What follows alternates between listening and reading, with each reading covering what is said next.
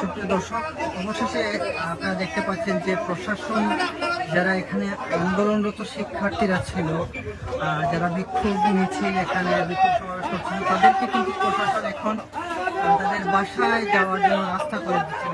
আপনাদেরকে আমি দেখানোর চেষ্টা করি। এটি ধাওয়া পাল্টা দেওয়া হলেও এখন তাদেরকে নিরাপত্তা দিয়ে প্রশাসন তাদেরকে বাসায় যাওয়ার জন্য বলছে। আমরা তাদেরকে দেখানোর চেষ্টা করছি।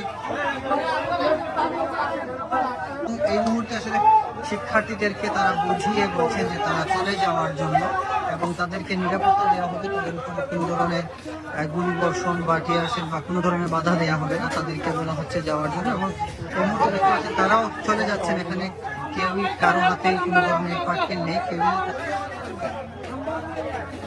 প্রশাসন বারবার বলছেন আপনারা যান, কেউ কিছু করবে না।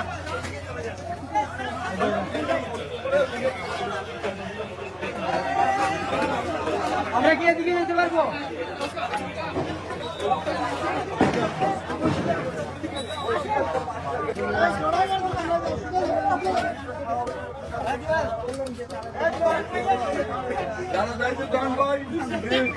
একদম